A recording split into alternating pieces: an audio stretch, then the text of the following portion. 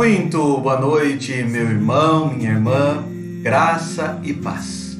Que a paz do Senhor, a sua graça e a sua misericórdia estejam sobre você nesse instante, sobre a sua família. Você é muito bem-vindo para esse momento de oração, de louvor, de estudo da palavra do Senhor. Vamos começar esse momento com uma palavra de oração. Curve sua cabeça e vamos conversar com Jesus. Eterno e poderoso Deus, te agradecemos, ó Pai, por esse dia de vida que o Senhor nos concede. Te agradecemos, ó Pai, por todas as tuas bênçãos derramadas sobre nós, nossa família, nosso lar, sobre todos os nossos. Que o Senhor, ó Pai, esteja a dirigir esse momento. Que seja santo a Ti, ó Pai. Que seja um momento, ó Pai, em que a nossa mente, o nosso coração sejam cativos à Tua palavra, Pai. Que possamos com nossos pensamentos, nossos ouvidos, possamos, ó Pai, com os nossos olhos, estarmos atentos à leitura, ao estudo da Tua palavra e assim aprendermos mais do Senhor, mais para Te agradar, mais para Te servir, ó Pai. Nos abençoa nesse momento, ó Pai, visita-nos nesse instante com o Teu Santo Espírito, que abra os nossos corações e nos abençoe. É assim que nós oramos, é assim que nós Te buscamos nesse momento, em nome de Jesus. Amém e amém. Como é bom no meio dessa semana termos um momento juntos na presença do Senhor. Como é bom termos um momento em que podemos buscá-lo, podemos adorá-lo, podemos juntos estudar a Sua palavra. E é isso que nós vamos fazer nessa noite. Estudar a palavra de Deus, falar da palavra santa do Senhor. Mas antes de passarmos ao estudo da palavra, vamos louvar ao Senhor cantando juntos um hino. Nós vamos cantar nesse instante o hino de número 350 do nosso Inário. Inário Novo Cântico, hino de número 350, intitulado A Palavra da Vida. Louvemos ao Senhor com este hino.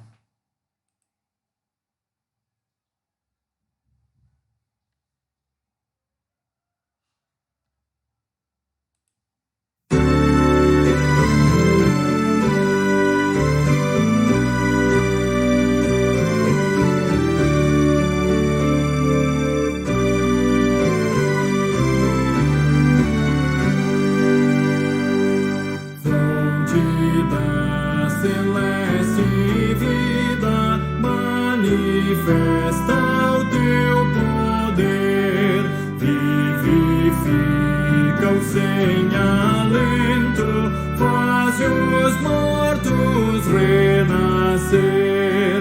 Vida eterna, nos vieste conceder, nos vieste conceder. Ao abrirmos o Teu livro, dele emane a luz dos céus, esclarece todo engano e dos erros livra os Teus. Ilumina nossas almas, grande Deus, nossas almas, grande Deus. Na leitura desta Bíblia, dá-nos gozo, ó Senhor, tendo pelo Teu ensino comunhão em santo amor.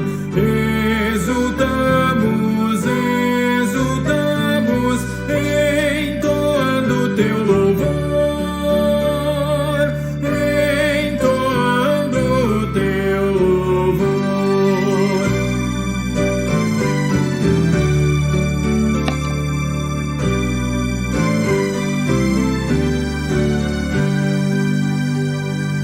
Pelo estudo da palavra, aprendemos de Jesus, ó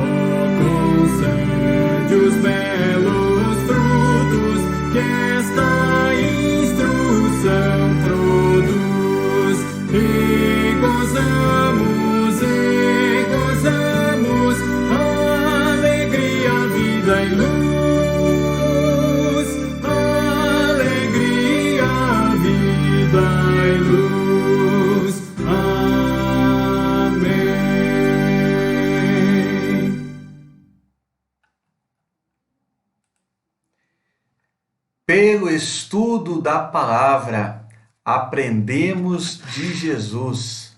Ó, concede os belos frutos que esta instrução produz. Acabamos de cantar sobre a palavra de Deus. E é exatamente sobre ela que nós vamos falar nesta noite. O que é a Bíblia? O que é a palavra de Deus? Por que a Bíblia é diferente dos demais livros? O que diferencia os autores da Bíblia de autores de outros livros? E o que o conteúdo bíblico tem de diferente em relação a outros livros? Certamente, em algum momento da sua vida, da sua história, perguntas como esta já passaram pela sua cabeça. Qual a diferença entre a Bíblia e um bom livro de literatura? Qual a diferença entre Paulo, João, Mateus, Davi e outros grandes autores da literatura internacional? E por que a Bíblia ela tem um conteúdo diferenciado em relação a esses livros? Essas são algumas perguntas que ao final do nosso estudo espero que você possa respondê-las. O que é a Bíblia? O nosso texto base para nós começarmos o nosso estudo, e apenas para nós começarmos, porque a ideia do nosso estudo hoje é viajarmos pela palavra de Deus, migrarmos em diferentes textos para compreendermos este ensino bíblico, né, tão importante para nós. Então nós vamos estar migrando entre diferentes textos bíblicos nesta noite. O texto base para nós começarmos está na segunda carta do apóstolo Pedro, capítulo 1, versículo 19 a 21. 2 Pedro 1, 19 a 21. Você pode procurar na sua Bíblia, ou se quiser pode acompanhar. Nós estaremos projetando o texto aqui na tela também. 2 Pedro 2, ou melhor, 2 Pedro capítulo 1, versículo 19 a 21. Texto bíblico diz assim: Temos assim tanto mais confirmada a palavra profética, e fazeis bem em atendê-la, como uma candeia que brilha em lugar tenebroso, até que o dia clareie e a estrela da alva nasça em vosso coração. Sabendo primeiramente isto, que nenhuma profecia da Escritura provém de particular elucidação, porque nunca, jamais, qualquer profecia foi dada por vontade humana. Entretanto, homens santos falaram da parte de Deus, movidos pelo Espírito Santo. Esse texto base, ele nos ajuda a começar a trabalhar o tema desta noite. O que é a Bíblia? O texto não nos dá uma definição sistemática, simples do que é a Bíblia, mas o texto nos lembra que a Bíblia é a escritura que vem da parte de Deus por meio do Espírito Santo. Então podemos dizer que a Bíblia é a palavra de Deus, e se vem por meio do Espírito Santo, é o nosso caminhar, é a nossa regra de fé e prática. É interessante que o texto bíblico já começa também lembrando-nos, né, que essa palavra que vem da parte de Deus, ela veio não por vontade humana, mas Deus utilizou homens santos, e a palavra santos aqui quer dizer separados para este fim.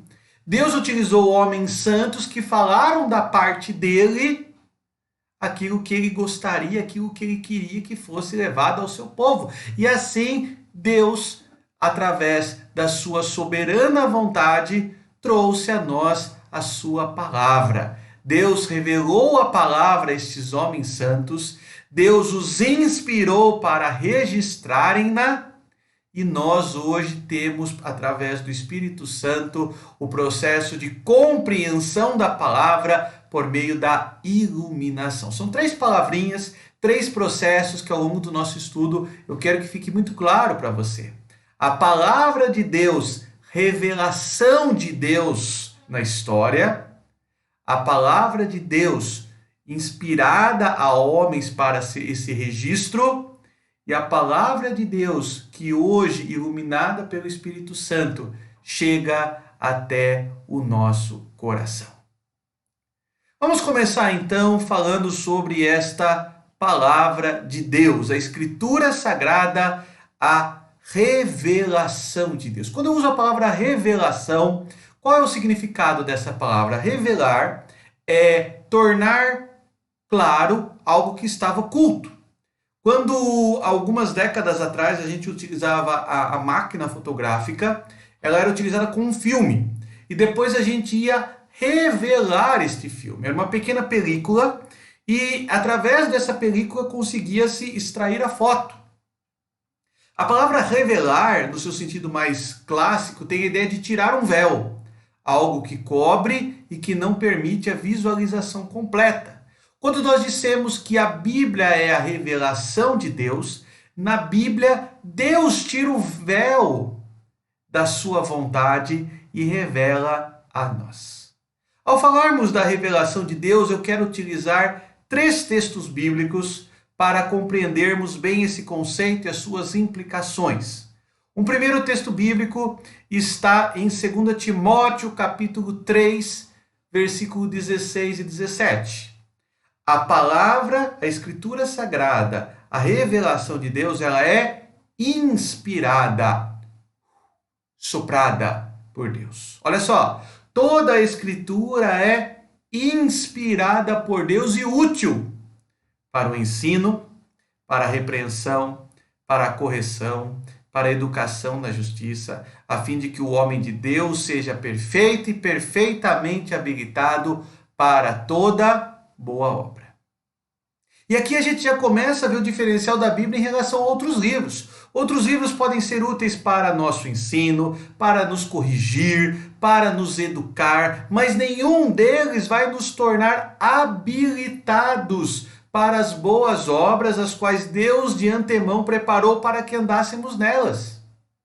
A palavra de Deus sendo soprada por Deus, Ele inspirou essa palavra que é inspirada por Ele, chega até nós como a voz de Deus ao nosso coração. E lembre do texto que a gente leu há pouco, né? Nenhuma profecia foi dada por particular vontade humana. Não existe a vontade humana, é a vontade de Deus. É a vontade de Deus que prevalece. Essa palavra, então, que é a revelação de Deus, ela é inspirada por Deus e ela é superior à revelação natural. Os teólogos vão chamar a Bíblia de revelação especial, já que ela é uma revelação. Como Deus se revela? Deus se revela na natureza? Certamente sim. Salmo 19, 1-4 diz: os céus proclamam a glória de Deus e o firmamento anuncia, revela a obra das suas mãos. Um dia discursa outro dia, uma noite revela conhecimento outra noite. Não há linguagem, nem há palavras, e deles não se ouve nenhum som. No entanto, por toda a terra se faz ouvir a sua voz, e as palavras até aos confins do mundo. A Bíblia é a revelação de Deus, mas existe uma outra revelação, uma revelação natural. Deus se revela na sua criação. Deus se revela nas suas obras.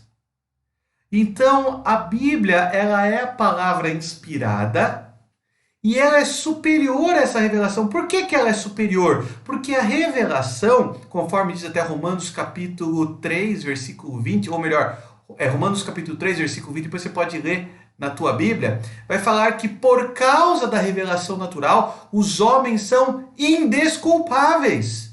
Ninguém poderá alegar que jamais conheceu, que jamais teve a oportunidade de conhecer a Deus. Ninguém vai poder alegar inocência diante de Deus. Porque os céus anunciam, proclamam a glória de Deus e o firmamento revela, anuncia as obras das suas mãos. Sem palavras, mas a voz de Deus é visível através dessas obras do Senhor. Deus escolheu se revelar. Deus escolheu se revelar por meio da criação, mas Deus também escolheu se revelar por meio da natureza. Porém, a palavra dele é uma revelação especial porque ela nos apresenta o caminho da salvação. A natureza não nos instrui quanto a Deus. Agora, olha o que o próprio Jesus diz a respeito da sua palavra, João 5, versículo 39. Examinais as Escrituras, porque julgais ter nelas a vida eterna, e são elas mesmas que testificam de mim. Diferentemente da natureza que não testifica quem é Deus, testifica que há um Deus, as Escrituras testificam quem é esse Deus. É maravilhoso compreendermos a separação entre a revelação geral ou natural e a revelação especial. Na revelação geral, Deus mostra-se presente. Na revelação especial, Deus mostra quem Ele é. Deus mostra a sua identidade, como Ele disse a Moisés: eu sou, vos enviou. É isso que você vai dizer: eu sou. O tetragrama sagrado do Antigo Testamento, Yahvé, o tetragrama impronunciável entre os judeus, é esta identidade que é revelada por meio da palavra. A Escritura é a revelação de Deus, é a palavra inspirada, superior à revelação natural, e ela é superior porque nos possibilita o conhecer de Deus, o conhecer a sua vontade, o conhecer o caminho da salvação. Isaías capítulo 8, versículo 20, que diz isso, para olharmos a lei e os profetas, para conhecermos Deus. A Escritura Sagrada, a Bíblia, ela é a revelação de Deus. A palavra inspirada, a palavra superior a qualquer outra que existe sobre a terra, porque ela aponta o caminho da salvação. Mas ainda continuando a falar sobre a Escritura, eu gostaria de enfatizar também que a Escritura Sagrada é a palavra viva de Deus. E quando eu quero falar aqui a palavra viva, eu quero dizer a palavra que chega até nós. Deus escolheu se revelar e escolheu homens, separou esses homens para registrarem essa revelação, para que esse testemunho vivo de Deus, da sua vontade, do seu plano, chegasse até nós. Esta é a palavra viva de Deus. Ao falarmos da palavra viva, ela é viva em todos os tempos. Olha só, Mateus 24, 35, o Senhor Jesus mesmo vai dizer o seguinte: passará o céu e a terra, porém as minhas palavras não passarão. De eternidade a eternidade Ele é Deus, e a sua palavra permanece. Ela foi viva lá no período de Jesus. Ela foi viva na Idade Média, ela foi viva na Idade Moderna, ela foi viva no século XIX, ela é viva no século XX, XXI, e ela vai ser viva até o retorno de Cristo. Até o retorno de Cristo ela continuará sendo viva sobre a terra, porém a sua palavra não passará. Ela é viva, ela foi escrita por homens que foram inspirados a registrarem-na. Não proveio de particular elucidação, de conhecimento humano, mas proveio de Deus essa palavra. Por isso que ela é viva. E ao falarmos que ela é viva, nós também estamos falando que ela é perfeita. Perfeita e digna de aceitação. Fiel é esta palavra, quer dizer, ela se cumpre e digna de aceitação. Eu não preciso que tenha uma prova científica de algo para crer. Se eu preciso da prova científica para crer, então não é matéria de fé, é matéria de ciência. Ao falarmos de uma prova científica, nós estamos jogando fora a concepção da fé e estamos buscando então uma evidência científica. É claro que a palavra de Deus pode ser provada pelas evidências científicas, mas independente ou não de ser provada, ela é digna de aceitação. Eu não preciso ver para crer, eu creio porque assim Deus nos ensinou. A palavra que ela é viva, ela foi viva em todos os tempos, ela continua sendo viva e ela é digna de aceitação e eficaz. Eficaz no propósito dela mesma. Porque a palavra de Deus, Hebreus 4,12, diz assim, porque a palavra de Deus é viva e eficaz, e olha só, mais cortante do que qualquer espada de 2 gumes, penetra até o ponto de dividir alma e espírito, juntas e medulas, e é apta para discernir os pensamentos e propósitos do coração. Você consegue discernir um pensamento de uma vontade? Eu não consigo. Eu não vejo essa diferença. Na antiguidade, eles entendiam que juntas e medulas eram uma coisa só. Como alma e espírito também é uma coisa só. A natureza dicotomista, né? Compreendemos a natureza material e a natureza não material. Alma e espírito são sinônimos. Para eles, alma e espírito são sinônimos.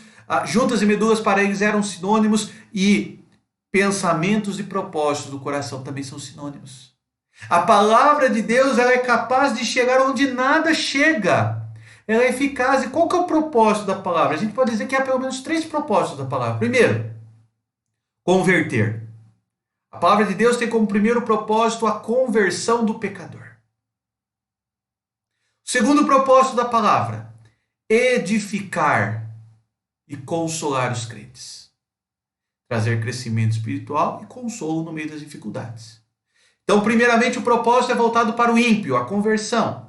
Depois, para o crente, edificação e consolo. E o terceiro propósito, nos persuadir, nos corrigir no caminho do Senhor. E ela é eficaz para isso. Esse é o propósito da palavra. Quando a gente fala que a palavra ela é eficaz para isso.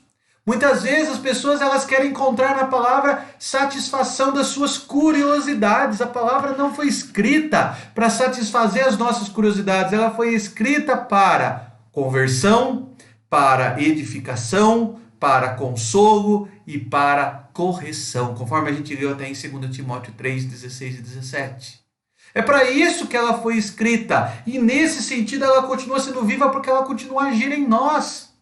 O que distingue a Bíblia dos demais livros? Porque ela é viva. Um escrito lá de Machado de Assis, ele cessou. Ele é um escrito que já cessou. Nada novo vai acontecer ali. Um escrito de Homero, ele cessou. Um escrito de Sêneca, ele cessou. Um escrito de Dostoiévski, ele cessou. Agora os escritos da palavra de Deus, eles continuam vivos. Porque o mesmo Espírito que revelou, que inspirou, é o Espírito que ilumina para que compreendamos, sejamos convertidos, edificados, consolados e corrigidos. É o mesmo Espírito que age. Por que a Bíblia é diferente? Porque o autor continua vivo e atuando entre nós. O autor bíblico maior é o Espírito Santo, que utilizou homens comuns para registrarem-na. Mas ela não é comum, porque ela é eficaz, ela tem um propósito e ela cumpre esse propósito. Essa é a segunda característica da Bíblia como palavra de Deus. Ela é a revelação de Deus, a revelação especial, e ela é a palavra viva, que foi inspirada para que homens foram inspirados para registrarem-na, e ela chega como palavra viva ao nosso coração. Mas uma terceira e última característica que eu gostaria de destacar nesta noite é que a Bíblia ela é também uma palavra completa de Deus. Quando eu digo que ela é completa, eu não preciso de mais nada. Um dos princípios da Reforma Protestante, sola Escritura, somente a Escritura. Eu não preciso da tradição, eu não preciso da interpretação de outros. Eu busco na palavra, a palavra é a fonte da verdade. No período da Reforma, algo muito claro, da Reforma Protestante do século XVI, né? Algo muito claro entre os cristãos, a partir daquele momento, é a concepção de que a Bíblia tem que estar nas mãos do povo. Até então só existiam traduções em latim da Bíblia, e o latim era uma língua desconhecida de 90% da população. A Bíblia começou a ser traduzida na língua popular do povo, na língua vulgata do povo, como passou a ser chamada. E assim o povo pôde ler a palavra, e como fala o apóstolo Paulo, escrevendo para os crentes de Bereia, exaltando-os, reconhecendo-os, né? O caráter deles de examinar as escrituras, como lemos também no Evangelho de João, a importância de examinar. Mas como eu vou examinar se eu não consigo compreender? A Bíblia tem que estar nas mãos das pessoas. Ela tem que estar nas nossas mãos. Ela é completa, não precisa de mais nada. Ela é suficiente. E quando eu digo que ela é suficiente nos seus propósitos. Qual que é o propósito da Bíblia? João 20, versículo 30 e 31. Olha só. Na verdade, fez Jesus diante dos discípulos muitos outros sinais que não estão escritos nesse livro. Agora olha aí a ênfase. Qual o propósito? Estes, porém, foram registrados para que creiais. Qual que é o propósito? A fé, um propósito epistêmico, que Jesus é o Cristo, Filho de Deus, e para que crendo, ao propósito da vinda de Jesus, tenhais vida, em seu nome a salvação, a vida eterna. Ela é completa e suficiente para nos apontar o caminho da salvação. Há um intérprete da palavra de Deus certa vez que disse que a Bíblia ela é tão complexa que adquire uma simplicidade que uma criança é capaz de compreender o caminho da salvação. Eu acho maravilhoso isso. A Bíblia ela é complexa? Certamente ela é. Ela pede ao leitor que leia com atenção, buscando compreender, mas uma criança é capaz de compreender as verdades fundamentais, o caminho da salvação, a mensagem do Evangelho de Jesus Cristo, o nosso Salvador.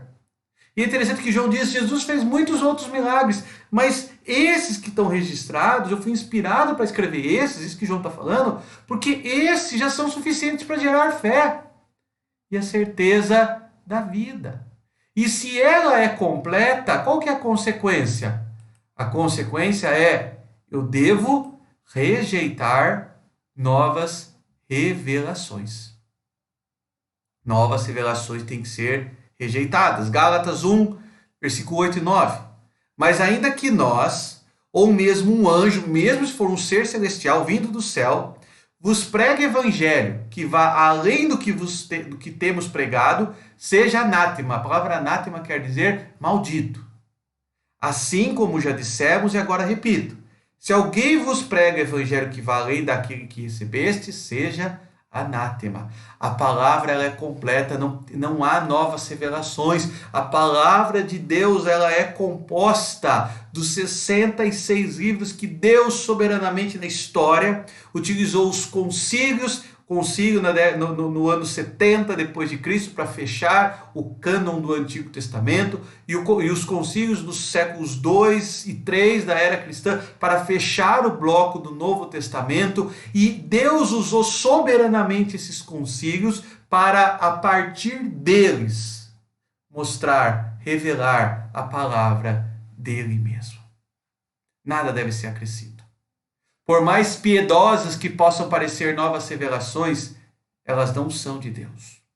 Por mais eficazes que novas revelações sejam, por mais belas que possam parecer, por mais atrativas que possam parecer, rejeite aquilo que não é de Deus. Rejeite aquilo que não é de Deus. Mesmo que seja um anjo, é isso que o texto bíblico está dizendo. Rejeite. A Bíblia ela é suficiente. Analise um estudo bíblico, uma pregação à luz da Bíblia. A Bíblia interpreta a Bíblia. Esse é um princípio da hermenêutica bíblica, da interpretação. Ela é suficiente, ela é completa, suficiente em seus propósitos. Acréscimos devem ser rejeitados. Mas, pastor, eu não consigo compreender. Eu tenho dificuldade. A Bíblia, para ser compreendida, nós não dependemos da nossa sabedoria, mas nós dependemos do Senhor. Olha só o que aconteceu em Atos 16, versículo 13 e 14. No sábado, o apóstolo Paulo narrando, saímos da cidade para junto do rio, onde nos pareceu haver um lugar de oração. E assentando-nos, falamos às mulheres que para ali tinham concorrido. Certa mulher, chamada Lídia, da cidade de Tiatira, vendedora de púrpura, temente a Deus, nos escutava. O Senhor lhe abriu o coração para atender às coisas que Paulo dizia.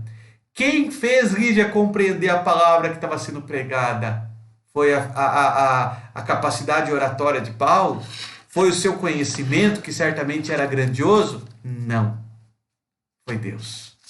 Deus que fez com que Lídia compreendesse. Deus abriu o coração. E hoje também, quando nós lemos a palavra de Deus, quando a gente diz que a palavra é completa, nós devemos buscar esta palavra completa debaixo da iluminação do Espírito Santo.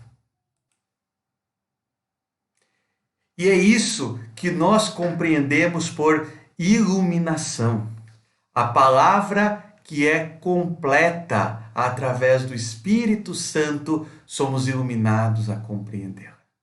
Veja bem, meu irmão, minha irmã, aquilo que nós meditamos nesta noite nos faz pensar exatamente sobre a identidade da palavra de Deus. Vamos voltar lá para aquele texto inicial, 2 Pedro, capítulo 1, versículo 19. Temos assim tanto mais confirmada a palavra profética, e fazemos bem em atendê-la, em ouvi-la, como uma candeia que brilha em lugar tenebroso, até que o dia clareie e a estrela alva nasce em vosso coração, sabendo que a palavra de Deus, nenhuma profecia veio de homens, mas foi dada por Deus para nós. A palavra que foi revelada por Deus. A palavra que, uma vez revelada, Deus inspirou homens e mulheres para registrarem-na. E uma vez registrada, Ele nos ilumina para compreendê-la. E assim a gente sabe o que é a Bíblia. A Bíblia é nossa única regra de fé e prática, porque é a palavra de Deus. A Bíblia tem como objetivo converter pecadores, trazer consolo e edificação aos crentes e correção quando pecamos. Por isso ela é diferente dos demais livros, porque o seu autor é vivo e continua a agir. Por isso que os autores humanos são diferentes, porque eles não escreveram por parte deles mesmos, mas eles escreveram aquilo que Deus a eles falava. E por isso também que o conteúdo dela é diferente, porque ele tem um propósito: conversão, edificação, consolo e correção. Meu irmão, minha irmã, que assim Deus nos abençoe, fazendo-nos cada vez mais conhecer e conhecer mais desta palavra. Curve sua cabeça, vamos orar mais uma vez. Senhor, nosso Deus e nosso Pai, ao final, ó Pai, deste momento de estudo bíblico, nós te louvamos e te agradecemos, ó Pai, porque podemos conhecer a Tua palavra. Tua palavra, ó Pai, revelada de forma especial na história.